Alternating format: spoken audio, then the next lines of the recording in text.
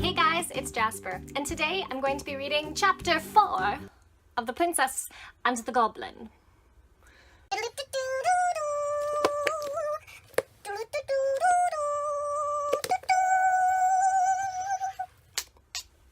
Now, pairing with today's reading, I'm going to be having a great big cup of coffee.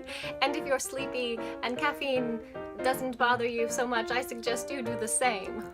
As always, pour yourself something yummy to drink. Relax, enjoy, and cheers.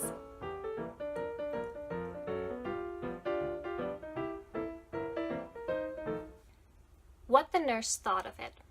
Chapter 4. "Why, where can you have been, Princess?" asked the nurse, taking her in her arms. "It's very unkind of you to hide away so long. I began to be afraid—" Here she checked herself. "What were you afraid of, Nursey?" asked the princess. "Never mind," she answered. "Perhaps I'll tell you another day. Now tell me, where have you been?" "I've been up a long way to see my very great, huge, old grandmother," said the princess. "What do you mean by that?" asked the nurse, who thought she was making fun. "I mean that I've been a long way up and up to see my great-grandmother." "Ah, Nursey, you don't know what a beautiful grandmother of grandmothers I've got upstairs. She is such an old lady with such lovely white hair, as white as my silver cup. Now, when I think of it, I think her hair must be silver." "What nonsense you are talking, Princess," said the nurse. "I am not talking nonsense," returned Irene, rather offended. "I will tell you all about her. She is much taller than you, and much prettier." "Oh, I dare say," remarked the nurse. "And she lives upon pigeons' eggs." "Most likely," said the nurse.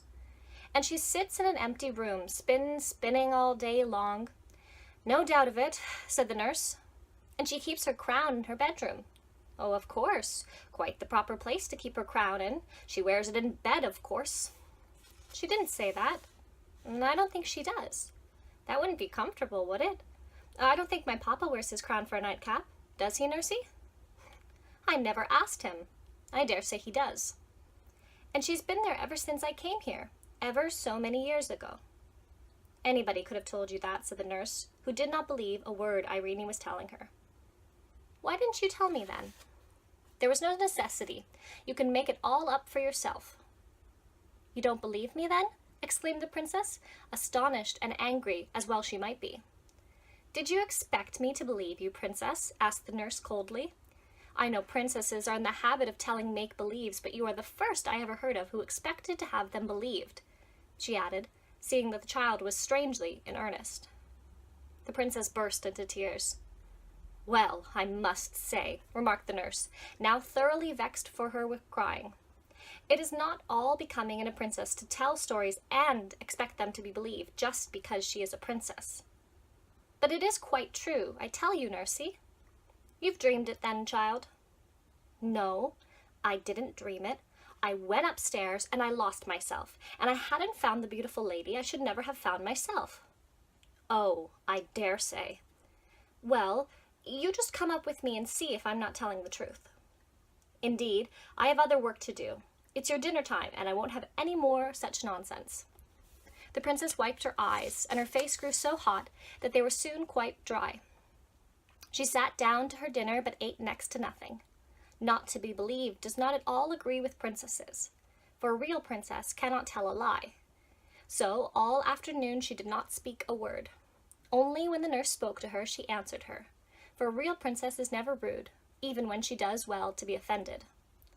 Of course, the nurse was not comfortable in her mind. Not that she suspected the least truth in Irene's story, but that she loved her dearly, and was vexed with herself for having been cross with her. She thought her crossness was the cause of the princess's unhappiness, and had no idea that she was really and deeply hurt at not being believed. But, as it became more and more plain during the evening in every motion and look that, although she tried to amuse herself with toys, her heart was too vexed and troubled to enjoy them, her nurse's discomfort grew and grew. When bedtime came, she undressed and laid her down, but the child, instead of holding up her little mouth to be kissed, turned away from her and lay still. Then Nursey's heart gave away altogether, and she began to cry. At the sound of her first sob, the princess turned again and held her face to kiss as usual. But the nurse had her handkerchief to her eyes and did not see the movement. "Nursey," said the princess, "why won't you believe me?" "Because I can't believe you," said the nurse, getting angry again. "Ah, then you can't help it," said Irene, "and I will not be vexed for you any more. I will give you a kiss and go to sleep." "You little angel," cried the nurse, and caught her out of bed and walked about the room with her in her arms, kissing and hugging her. "You will let me take you to see her, my dear old great big grandmother, won't you?" said the princess, as she laid herself down. "And you won't say I'm ugly any more, will you, princess?" "Nursey, I never said you were ugly. What can you mean?" "Well, if you didn't say it, you meant it." "Indeed, I never did." "You said I wasn't so pretty as my beautiful grandmother." "Yes, I did say that. And I say it again, for it's quite true." "Then I do think you are unkind," said the nurse, and put her handkerchief to her eyes again. "Nursey, dear, everybody can't be as beautiful as everybody else, you know. You are very nice looking, but if you had been as beautiful as my grandmother—" "Bother your grandmother," said the nurse. "Nursey, that's very rude. You are not fit to be spoken to till you can behave better." The princess turned away once more, and again the nurse was ashamed of herself. "I'm sure I beg your pardon, princess," she said, though still in an offended tone. But the princess let the tone pass and heeded only the words. "You won't say it again, I'm sure," she answered, once more turning toward the nurse. "I was only going to say that if you'd been twice as nice looking as you are, some king or other would have married you, and then what would have become of me?" "You're an angel," repeated the nurse, again embracing her. "Now," insisted Irene, "you will come and see my grandmother, won't you?" "I will go with you anywhere you like, my cherub," she answered, and in 2 minutes the weary little princess was fast asleep.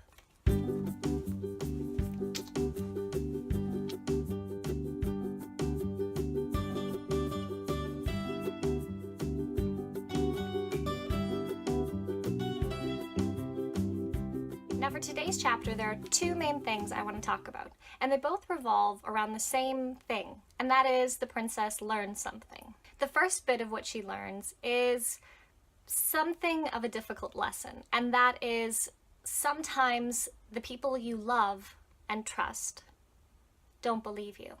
Initially, when she comes to her nursey, she expects her nurse will believe her. Why shouldn't she?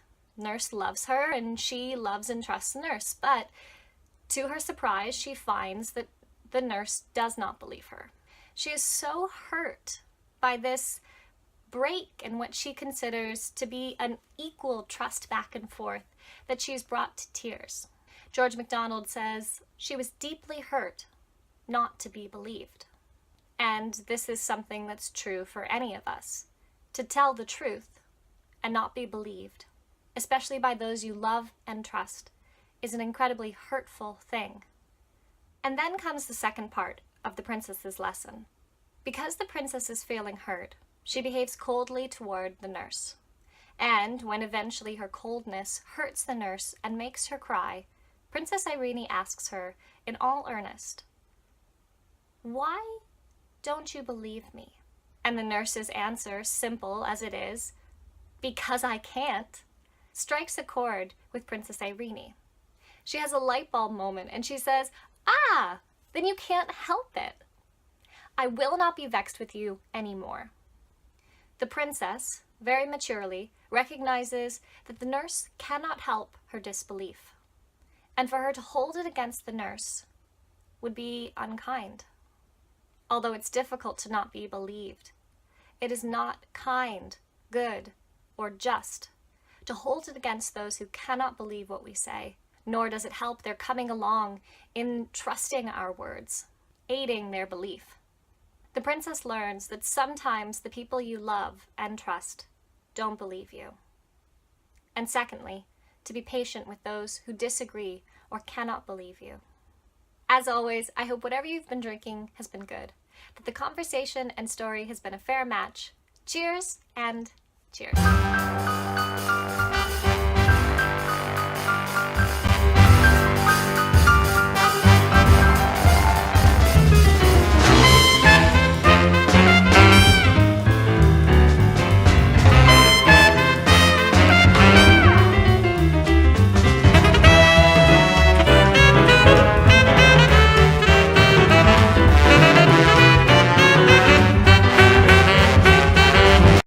To read chapter 4 of The Prince. I think I almost hit myself in the head.